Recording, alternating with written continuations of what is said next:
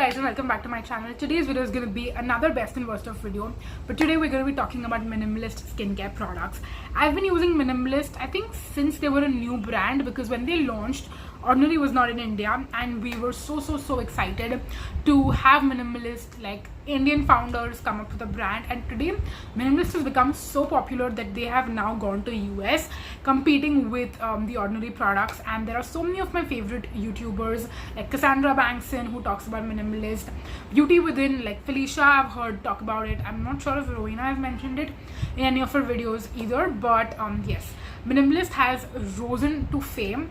And they not just have skincare products that are similar to the Ordinary, now they have so many other things that all need to be spoken about. And today I'm going to speak about the products from their website, which I personally tried out, and I'll tell you which ones I would categorize in the best category and which ones I would categorize in the worst category. So let's jump into it and let's get started. Of course, I'm only going to be speaking about those products which I have tried out myself. There is a lot that I haven't tried out from them for one reason or another. So we will be skipping through those and we'll only talk about the stuff which I've personally tried out. So let's dive right into it.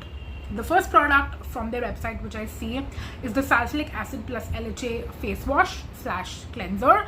I would say personally is not something that I absolutely love. I know a lot of people do, and some of you also told me when I've given it a bad review that I'm not a fan of it, have told me that you love it. But for me personally, I would put it in the worst category because I do not find this cleanser to be that satisfying. I like a nice satisfying cleanser, and I did not find this one to be that satisfying in terms of the cleansing experience. But the Salicylic Acid serum is one that I would definitely recommend if you have acne prone skin, if you tend to break out, if you just want to maintain your skin really well in terms of breakouts. Highly recommend the Salicylic Acid serum. It might not instantly get rid of your pimples, but if you're someone who generally tends to break out a lot, this one will definitely help to be in your regime. A lot of other serums from them are also absolutely amazing, like their alpha arbutin serum 2% is one that definitely helps with hyperpigmentation. It's not going to be the best one, and I feel like there are other ingredients and other products that do a better job when it comes to getting rid of your hyperpigmentation, but this is definitely a really good one. If you have just mild hyperpigmentation, not too much that you want to get rid of, this is definitely something that you can check out. I also like their vitamin C 10%. It's a really nice, gentle vitamin C, and a lot of other serums can tend to have that hot dog water smell or that very like typical vitamin C smell. This one doesn't have that for some reason. It's maybe one of the ingredients in here that is, you know, kind of helping to mask the smell, or maybe there are certain, like there are different kinds of vitamins C derivatives or types of vitamin C, and certain ones can have a smell and other ones might not. Maybe that's also one of the reasons why they don't have a scent in this one.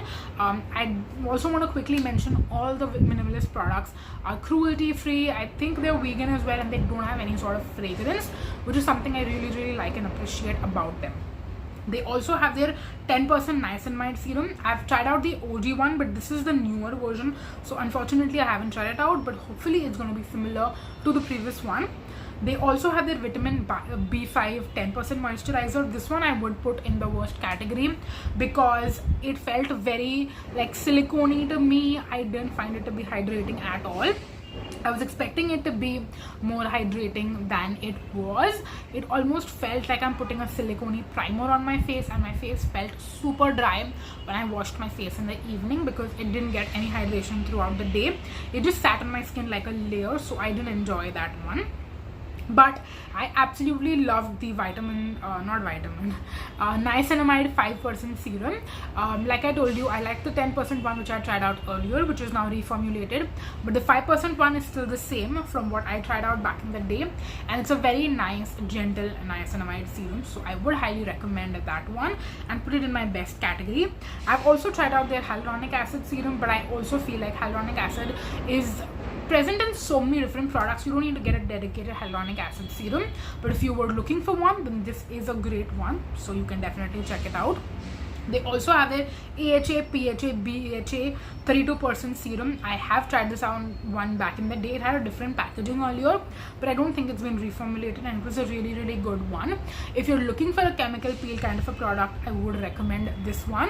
It's quite gentle, even though it's got a high percentage of AHAs and BHAs in it. Then we also have the Marula oil 5% moisturizer. This was a really great one, which I also did enjoy.